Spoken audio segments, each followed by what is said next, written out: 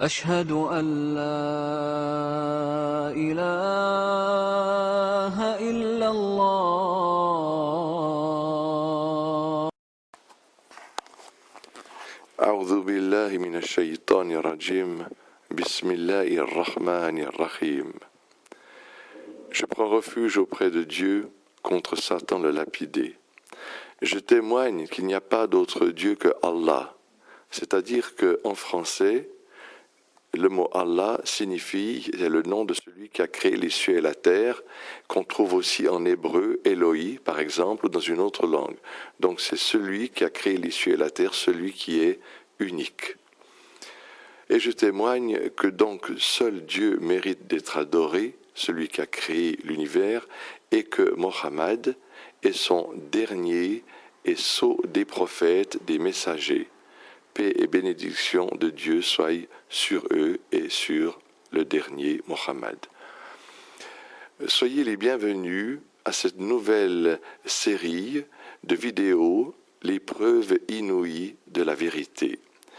Nous allons aujourd'hui vous parler de la conservation du livre de Dieu, le Coran.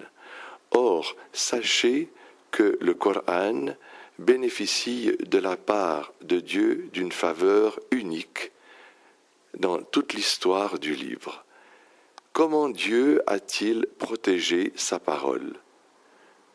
Dieu dit dans le Coran, c'est nous qui avons fait descendre le rappel et c'est nous qui le conservons et qui le gardons.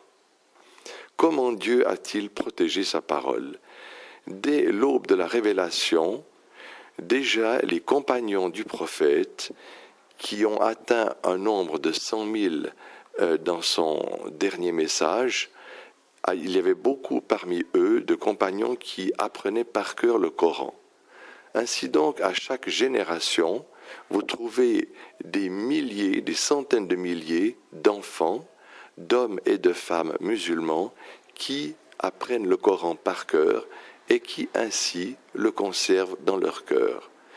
C'est pourquoi, si on trouvait par exemple quelqu'un qui voudrait ajouter quelque chose ou enlever quelque chose à ce livre de Dieu, ou un gouvernement, il ne pourrait certainement pas le faire, car toujours à chaque génération, des centaines de milliers de musulmans conservent le Coran dans leur cœur. Or, c'est une chose que la Bible ne partage pas, par exemple. Vous savez que la Bible elle-même atteste que la Torah de Moïse a été brûlée par Nebuchadnezzar 400 ans environ avant Jésus-Christ. Et le livre de Moïse aurait été réécrit par Esdras, toujours attesté par la Bible, et ce sont les deux livres de Maccabée qui, eux, témoignent que l'empereur Antonius de Rome aurait brûlé aussi les livres de Esdras. Vous voyez, mais ces deux livres de Maccabée ne sont pas acceptés par les protestants, qui disent que les Juifs avaient altéré une partie des Écritures au début de la révélation des Évangiles. Par contre, il est accepté par l'Église catholique. Donc ces livres, ces 8 livres de la Bible, dont les 2 livres de Maccabée, ont été acceptés par des milliards de chrétiens pendant 13 siècles, jusqu'à la venue des protestants qui ont déclaré qu'ils étaient apocryphes.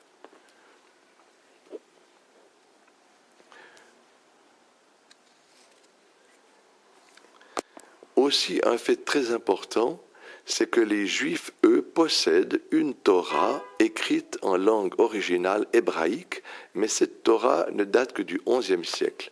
Par contre, les chrétiens ne possèdent pas l'Évangile. Vous voyez que dans le Coran, Dieu parle bien de l'Évangile au singulier et non pas au pluriel. Mais ces 4 évangiles qui ont été déclarés conformes au canon, c'est-à-dire justes, parmi 60 évangiles déclarés faux par l'Église catholique, ces 4 évangiles n'existent pas dans la langue de Jésus, mais dans la langue étrangère qui est le grec. Et en plus de ces 4 évangiles, vous avez 23 petits livres qui suivent les évangiles, et tous ces livres sont appelés l'évangile. Or, on vous dira, par exemple, que Jésus parlait le grec, mais on ne vous donne pas de preuves. on vous dira qu'avant, 300 ans avant Jésus, on parlait le grec, et puis tout d'un coup, après, jusqu'à nos jours, on parle de nouveau l'hébreu. Maintenant, si vous allez en Israël, à Tel Aviv, vous verrez que la télévision, partout, il s'exprime en hébreu et pas en grec. Mais vous avez d'autres preuves extraordinaires. Dans l'évangile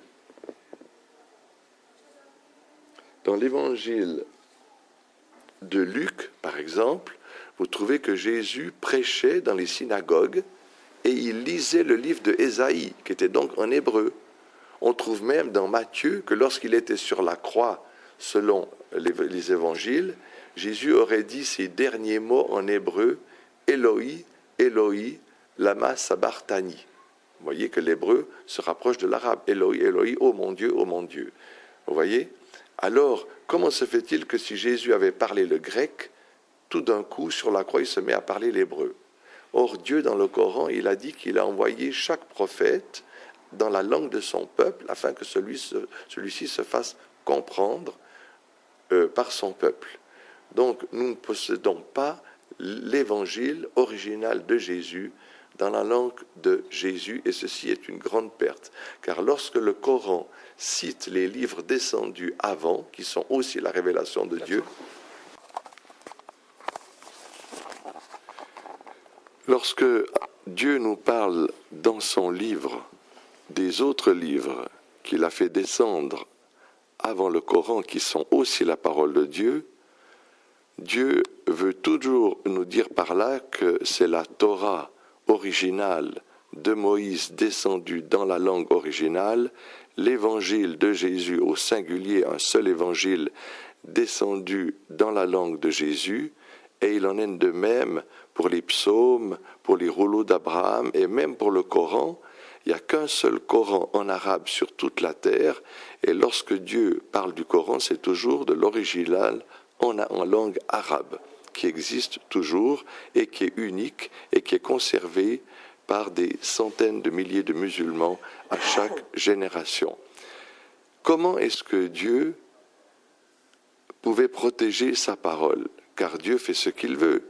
Il a dit dans son livre, lui n'a pas de compte à rendre de ses actes, de ce qu'il fait, mais eux, les hommes, auront à rendre compte de leurs actes et de leurs paroles. Donc Dieu fait ce qu'il veut. Il pouvait aussi protéger sa maison à Jérusalem, mais Nebuchadnezzar, comme l'atteste la Bible, l'a brûlé avec la Torah qui était à l'intérieur. En effet, Dieu avait choisi de protéger sa parole par le Coran. C'est pourquoi le dernier livre a été préservé par lui, car il confirme, il atteste des livres qui sont descendus avant, qui étaient aussi sa parole, il en préserve le contenu essentiel, donc tout ce qui est conforme au Coran est la vérité même, et tout ce qui s'oppose au Coran est l'erreur. Ainsi se termine cette vidéo, l'épreuve inouïe de la vérité. Comme Dieu l'a dit dans son livre, nous avons fait descendre, nous t'avons envoyé comme miséricorde pour les mondes. C'est faux. Et pourtant, la faute se trouve bien sûr du côté de ceux qui ne sont pas sincères. Car Dieu, dans le Coran, a donné la solution. Il a donné la solution pour résoudre tous les problèmes. Dans la sourate, les femmes, Dieu dit ceci: ô les croyants, obéissez à Allah et obéissez aux messagers et à ceux d'entre vous qui détiennent le commandement. Puis, si vous divergez en quoi que ce soit, renvoyez-le à Allah et aux messagers. Si vous croyez en Allah et au jour dernier, ce sera mieux et ce sera de meilleure interprétation. Fin de citation. Vous voyez, Dieu ne nous a pas dit de retourner aux écrits des historiens. Le jour du jugement, Dieu jugera chacun selon ses œuvres, avec une parfaite justice. Or, qu'est-ce que nous devons faire, nous, musulmans? Nous devons toujours revenir au livre de Dieu et aux prophètes, à sa parole, à ses hadiths, authentifiés avec une chaîne qui remonte jusqu'à lui d'homme pieux, la solution se trouve là. Dieu l'a donnée. Elle ne se trouve pas dans les écrits des historiens, car comme nous le savons, l'histoire, bien que nous la lisons et bien que nous en tenons compte, contient des exagérations, des omissions, des choses aussi qu'on a cachées.